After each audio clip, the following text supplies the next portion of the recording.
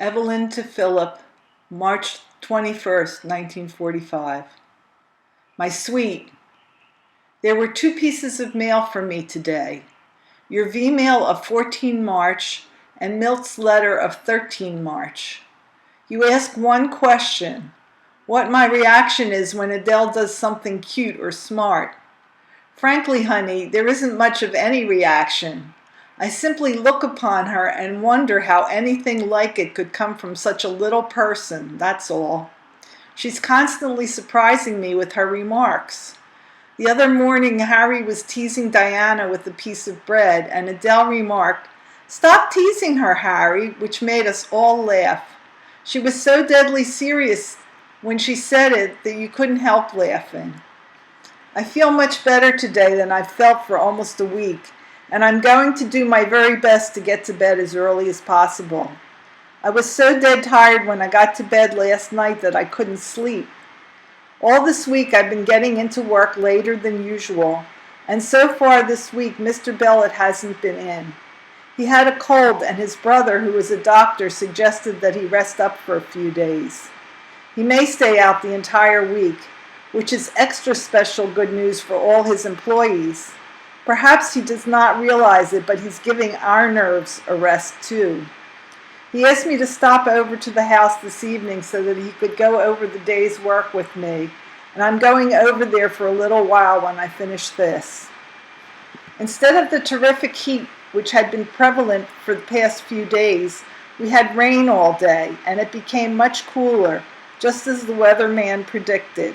So, it was back to the snowsuit and sleepers for Adele.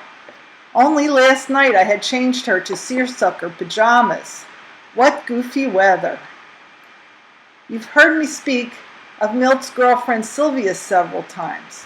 Well, Mom happened to remember the other evening that Sylvia's mother was her next-door neighbor 28 years ago when she, Mom, lived on Cantrell Street shortly after coming to this country.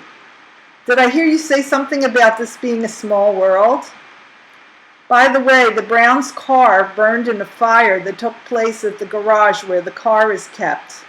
Luckily, the car is insured, and the only good thing left is the motor. I don't know what they will do about it. It doesn't pay to have it fixed these days. If I were them, I'd get what I could and save it to buy another car after the war. They haven't heard from Sid for almost 2 weeks, so they presume he's returned overseas. He was stationed somewhere in Virginia last they heard from him. It's a pleasure to receive mail so regularly from you, sweet, and all I can say is to keep up the good work. Someday I hope to catch up on my movies, just as you seem to be doing now. I believe you've seen at least 50 to my 1.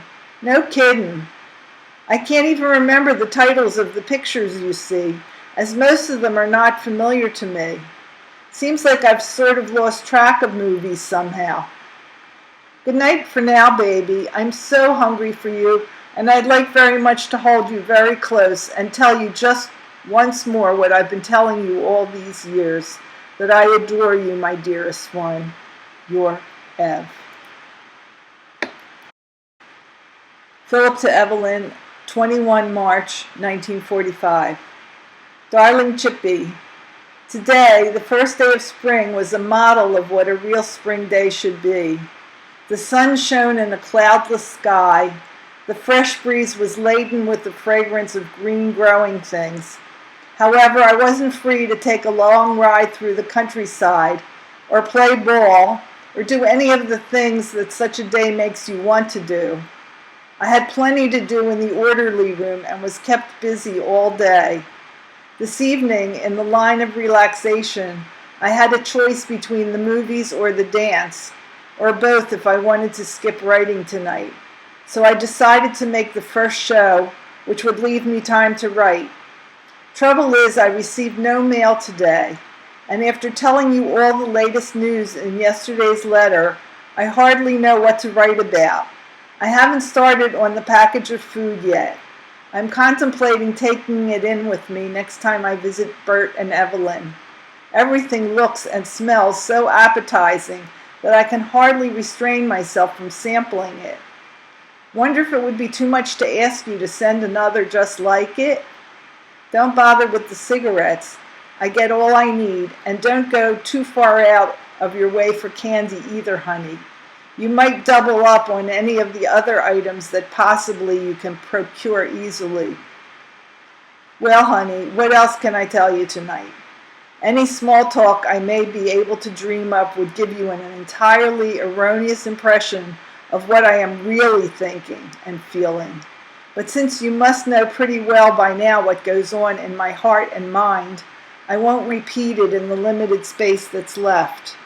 After all, if I told you that there isn't and never could be any other girl in the world for me, or that I think you the loveliest, sweetest, dearest wife a fellow could have, or that I'm very, very proud to be your husband, it would only be a repetition of what I have said many times in the past. So I won't say it. But I do love you, Ev, so much. Your Phil.